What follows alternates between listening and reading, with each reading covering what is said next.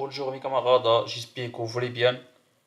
Aujourd'hui, Inch'Allah, on va commencer la partie de la présentation de la filière halieutique dans le monde. Donc la filière halieutique dans le monde est une filière qui englobe l'ensemble des activités qui est liées à la pêche et à l'aquaculture, qui joue un rôle crucial dans l'alimentation mondiale, dans l'économie et aussi la préservation des écosystèmes aquatiques ou bien l'environnement. La pêche et l'aquaculture sont cruciales pour nourrir une population mondiale croissante et aussi pour employer des personnes, reposant sur une activité de cueillette des ressources vivantes dans les régions aquatiques, présentes dans tous les mers, tous les océans et les lacs aussi.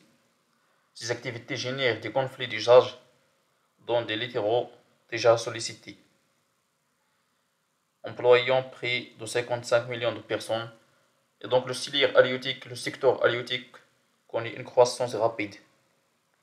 Mais les disparités entre la pêche vivrière et commerciale créent des tensions. Alors que ces activités deviennent essentielles pour l'alimentation humaine, elles sont intégrées à des processus de transformation standardisés par l'industrie alimentaire, entraînant des défis de durabilité et d'équité économique. Donc, comme vous voyez dans notre photo, elle représente la distribution des ressources halieutiques dans le monde. Donc l'espace bleu représente les milieux où les ressources halieutiques sont abondantes. Donc ils sont abondants dans ces régions, dans l'océan Atlantique, c'est l'ouest de l'océan Atlantique, l'est de l'océan Atlantique et aussi les régions pacifiques. Ils sont très abondants dans les régions pacifiques parce que l'océan Pacifique constitue le premier océan majeur qui, qui, qui avait plusieurs ressources halieutiques et aussi dans la partie de l'océan Indien. Et ce symbole correspond à la degré d'exploitation de la ressource.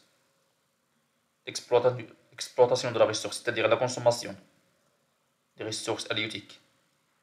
Ils sont très grands dans l'océan Pacifique. Euh, ce sont des chiffres importants, ou bien des pourcentages importants, 85%, 87%. Et à l'océan Atlantique, il y a 72%. Ce symbole correspond à des fermes aquacoles ou bien des fermes de pisciculture qui se trouvent dans les eaux continentales, comme l'Inde, la Chine, le Japon, l'Indonésie, et aussi il y a dans le Maroc, il y a des fermes aquacoles.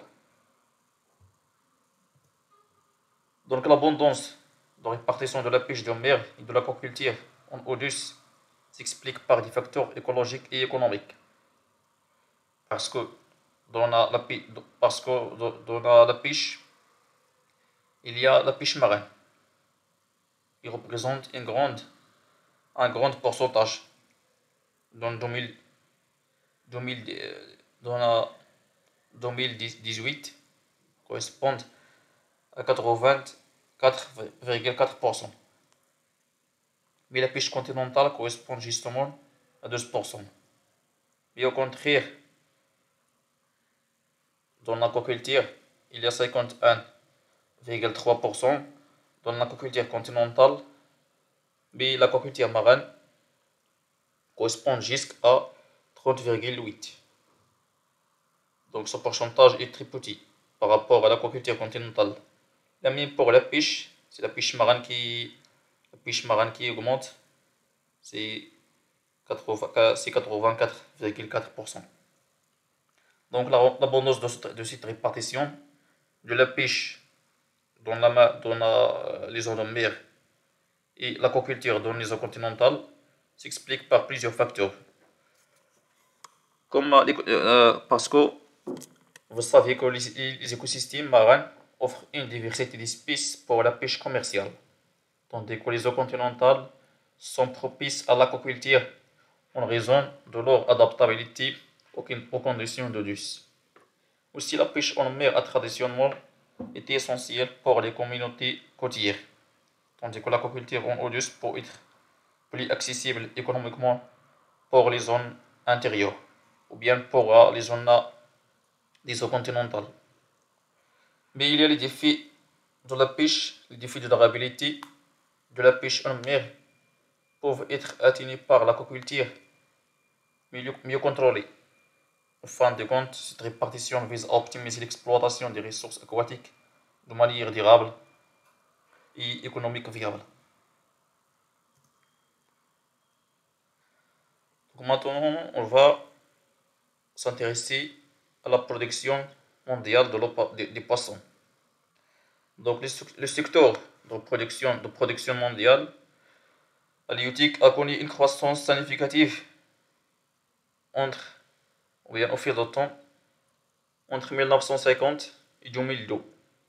La production passée en 1950 à 19,3 millions de tonnes.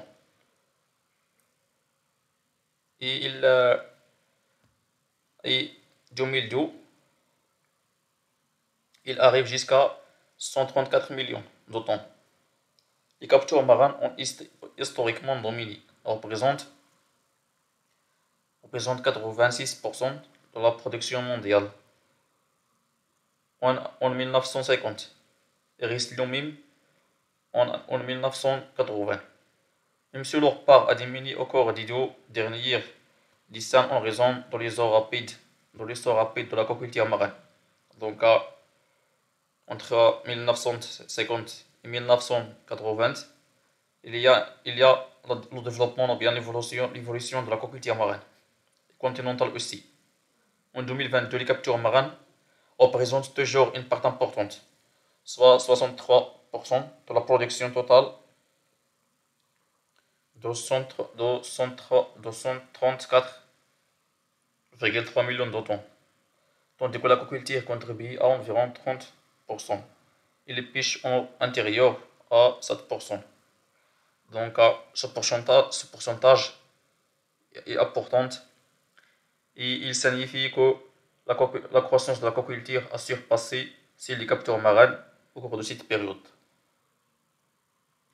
Donc on donne quelques exemples pour la distribution des ressources halieutiques dans les régions océaniques.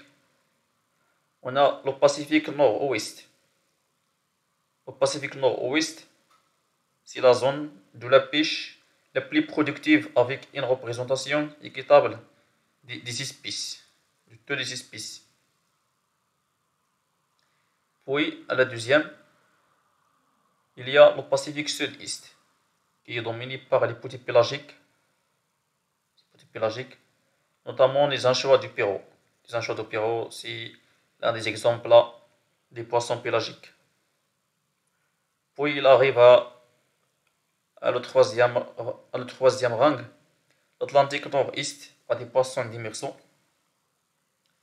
c'est-à-dire les poissons qui se trouvent entre le domaine pélagique et le domaine benthique, en abondance, suivi des plus gros pélagiques et des petits pélagiques.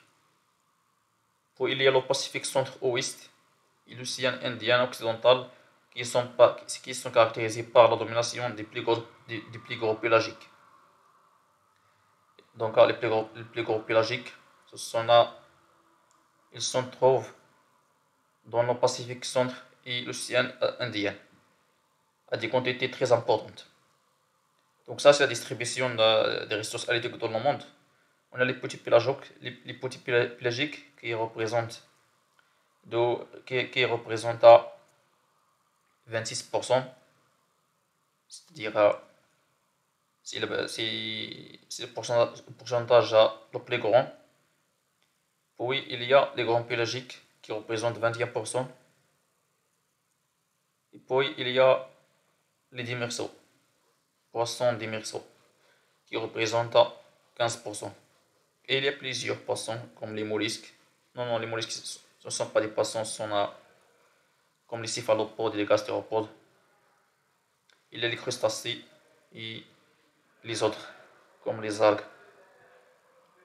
Donc cette figure représente les captures marines mondiales en 2020, en 2002, par grande variété d'espèces. Donc, on donne quelques exemples dans le Pacifique nord-ouest et le Pacifique sud-ouest.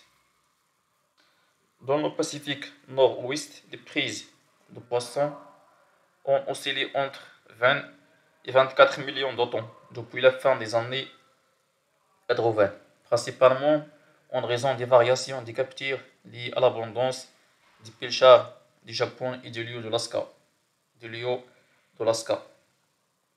Donc, l'image 1 représente le pilchard qui se trouve dans le Japon. L'image 2 représente le chilard du Chili. Ce type de poisson, il y a dans le Pacifique Sud-Est. Donc, dans le Pacifique Sud-Est, l'anchois du Pérou, ce poisson, l'anchois du Pérou, le chinard du Chili et le pilchard sud-américain représentent plus de 80% des captures. Leur abondance fluctue en raison de phénomènes climatiques comme El Niño impactant le succès de la pêche et la productivité des stocks. Donc ils présentent 90% et ils présentent 80% dans le Pacifique Sud-Ouest.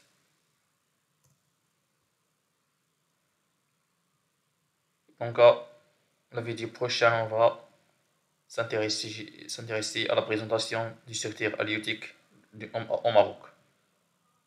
Merci pour votre attention.